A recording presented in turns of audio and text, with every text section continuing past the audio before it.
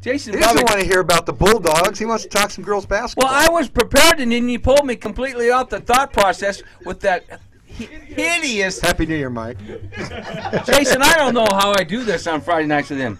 Well, I worked at Drake 12 I guess it's been 14 years ago now. So I follow the Dogs too. So I hadn't heard that they won. So I've got no problem with that. I was just going to ask if you guys could send Joe down to the state basketball tournament. If he's going to see good, exciting games like that, I'd send him down to, maybe he could take your place, Tony, down at our tournament so he can get some exciting games. Oh, now you're trying to get rid of me, Jason. That's not fair. Hey, he had to listen to that rendition of the Drake Bulldog fight song, which nobody knew what you were doing. Yep. Jace, hey, Happy New Year. Didn't get to talk to you during the holidays. Fortunately for all of us, we had a little time off, but now it's the drive to Wells Fargo Arena for the girls, of course, on the basketball side, and you're a busy man again. Yeah, we're back at it again, and Happy New Year to you guys too. Well, Jason, let's get right started because the new year turns over, and all of a sudden you got to kind of scratch your head. Linmar of Marion, understandably a tough loss, but Iowa City West, a very good girls basketball team on Tuesday night, and tonight looks like they may fall again. As Cedar Rapids Xavier's beating them right now. I hadn't heard that. Now I think it was Waterloo West that actually got. Waterloo West. I'm sorry, Waterloo West. So. But and for the record, they're a pretty good basketball team too, and that's a good matchup for Waterloo West the other night. Jaden Spencer and Kia Stokes, both two really outstanding athletes, and I'm sure it sounded like it was a really good game, and that that's a team that gives a Linmar matchup troubles. I mean, they have someone Spencer can bang in there with Stokes a little bit and make those other girls beat them, and that was a good game plan by Tony Pappas the other night. But and Xavier, I mean, again, another team that makes you work for each basket, and with their always their tough defense. So it's not going to be smooth. It's not going to be a total cakewalk in that Mississippi Valley Conference for Linmar. Tony Pappas still on the sidelines. How about that, huh? Can't argue with the job Tony's done. I mean, with all the different players he's turned out over the years, and he's had some great teams. Doesn't have that championship, and I know he'd sure like to have that. But boy, he's had some fantastic basketball teams, and he's got another really good one in a really tough league this year. Yeah, it's going to be wide open. It's going to be a lot of fun tonight. Some of the key games around the state included right here in the Central Iowa Metro League, because Dowling Catholic, perennial power, and I tell you what, it didn't take long for Coach Borison coming from Davenport Assumption to Southeast Polk to make some noise. The Rams beat the Maroons tonight, 47-41. Impressive. What a great win for that school and that basketball program. And watching Todd Borison's teams throughout the years, I mean, the job he did at Preston when he won the back-to-back state titles and had some fantastic players, Beth Marvin, who played at Drake a while back, and then obviously with the job he did at Davenport Assumption year in and year out, churning out those great basketball teams, also a state championship there, and I don't even think Todd's. I mean, he has to be a little surprised with the job with the way his team has played. I mean, he has really turned it around, and and they're all young. I think their top 5 scorers are all underclassmen. I don't think there's a senior in that bunch, and again, they've got balanced scoring. Van Wyck averaging 16.5 points a game, and Engel averaging 12.5, and then the other two players, you got 2 other players are averaging over 7, and so they're a pretty balanced basketball team, which is Todd Borison basketball, and always so fundamentally sound. So I think that's one of the big stories in 4A this year is the job that he's done over there at Southeast Polk. Well, last year this team made it to the championship game in Class 1A. Another team was disappointed in their tournament run, and that was Martinsdale St. Mary's. Tonight they meet. That's Mild Air and Martinsdale St. Mary's. And it was Martinsdale St. Mary's prevailing tonight, 68-56. Nice victory. Very nice victory. I think, and the nice thing about that, I believe Martinsdale beat them maybe twice during the regular season last year, and obviously lost in those 1A semifinals. Nice thing for Martinsdale. They won't have to deal with or worry about Mount Air with them moving up to 2A this year. So and Martinsdale they're back on top in the 1A rankings, and only 2 losses have been to ranked teams in other classes, and Southeast Polk being one of them, and the other one being OA BCIG. So 2, if there is such a thing as a good loss, but 2 solid losses, I guess, to really outstanding basketball teams, and they're really starting to rise to the cream of the crop in Class 1A right now, I think. Hey, Jason, a couple questions before we move on a little bit here. Let's talk about some of the teams that are maybe usually under the radar and not talked about, some of the sleeper teams this year.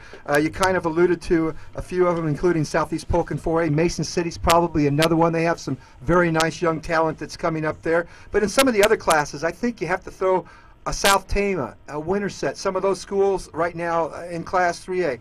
Kind of those sleeper teams that are coming up. There's a lot of good teams in that class with Ballard and Mount Vernon, but some very good teams under the radar. Oh, absolutely. I think, you've got one I really think is playing outstanding right now is MOC Floyd Valley.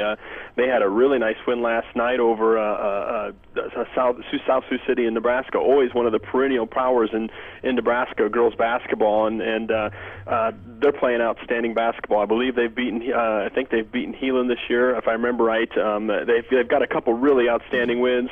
Sergeant Bluff Luton also having a nice year over in 3A, and you got Waverly Shamrock with the athletes that they have, obviously that they had in volleyball. They're playing really good basketball. Really struggled who to put in there. I was kind of trying to determine. You mentioned Winterset, and that's another good basketball team that's had some outstanding wins, and two really both of their losses have been to ranked basketball teams, and I think Glenwood has come on this year. They've had a nice year last year and really used that experience, winning experience, and having a solid season this year as well in 3A and 2A. I want to give some love to Maquoketa Valley Delhi. This has been coming. But nobody, now it's for real. And that's a great story how that program's just been building to where they're at today. Yeah, absolutely. And I think, they've always been kind of a victim of I don't want to say victim. It's one of those location deals where they've had some good basketball teams and in the last couple of years, and have run into solid teams on the road in regional tournament. And this year they are really putting it together. And I think you look at a Bondurant Farrar and the job that's being done over there, and Monticello is another team I think is for real as well. Really playing well right now, and unbeaten. Wapsie Valley's got a solid team. Beat an outstanding Union of Port City team tonight in overtime. Iowa City Regina seems to be coming on. Van Buren, another team that's really played well. Had posted a couple nice victories over. I had a nice solid win over Fairfield the other night, and they've beaten Fort Madison too. And anytime you can beat a team that's up a class, those are good wins, no matter what their records are. So some really solid teams in 2A too that are coming on as well. We're talking to Jason Eslinger. He's the information director for the Iowa Girls High School Sports Athletic Union. And those contests you were talking about up there in northwest Iowa, they've got a great festival, if you will, called the CNOS event. And that's at the Tyson Event Center, and that's Thursday, Friday, and Saturday. And that's where some of these marquee matchups you were talking about took place and take place tomorrow as well, Jace. Yeah, I know that there are some good matches. I don't know the matchups. I haven't boys seen and girls yet. Like I said, I haven't seen the matchups yet, but I know that of that tournament, and it's always a very, very solid tournament in the Tyson Center. And the Sioux City basketball, you can't argue with the success they've had. Obviously, both with Heelan and North, and I see where North really took it to Heelan tonight. Thanks for bringing that up, Jace. Sorry, Mike, but I like Coach Kirkwalker. Coach Kirkwalker's a buddy of mine. Of course, the coach at Heelan now was his former assistant, Darren Coolstra. Coolstra, yep. Yeah, and both guys are outstanding coaches too. And again, you mentioned you were good friends with Kirk, and Kirk's a solid guy and an outstanding basketball coach. And I think Darren definitely obviously learned a lot from him as well. And it always helps to have a little bit of Carly Tritz on the side too is always good. How about that young lady? The job she's doing at Creighton right now. Are you surprised by that? I'm not. No, I'm not surprised.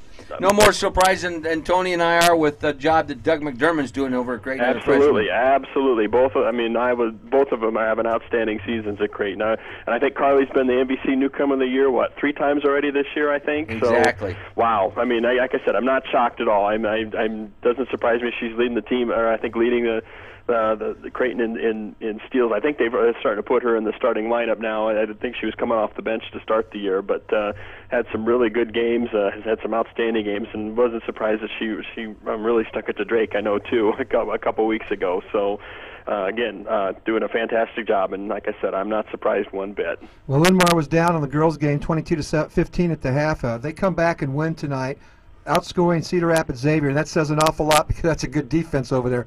36-11 in the second half to win 51-33, Jason. So nice. Littlemore kind of got adjusted at halftime tonight. Yes, I imagine so. Probably Stokes, I'm guessing. So yeah, not a bad triple-double kid there. No, you know, she is really the Harrison. I mean, it's always nice to have someone averaging, leading the state in scoring and leading the state in rebounding, and just happens to basically shoot 74% from the field right now. So block shots.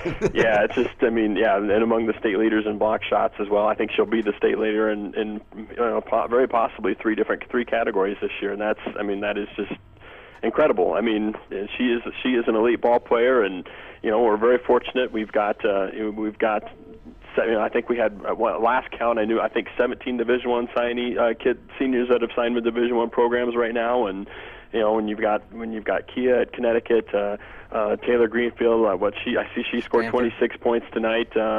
She's going to be, I think, a factor immediately at Stanford. Virginia Johnson, I know they'd love to have her in Iowa City playing right now, just because I know they could use the depth, and I think she'll play right away in Iowa City in some capacity next year too. And I know I'm just naming 3 or 4 there, and of course what Des Moines East has done with having 4 Division I players as well. It's a good time to play basketball, girls basketball in the state of Iowa. Well, Jason, the only other thing I want to say to you is walk on over one of these days and be a little neighborly, will you? We're over on 2928 Ingersoll, the world headquarters of the Iowa Sports Connection now. You walk over and we'll buy you lunch over at Wellman's. Oh, sold. I'm there. All right, buddy. that sounds good. You guys are welcome to come over to our place too anytime. No restaurants over there, man. We can walk. It's not too far. Come over to Ingersoll. All right. Sounds great. He's a great guy. He's Jason Eslinger. He is the information director of the Iowa Girls High School Athletic Union.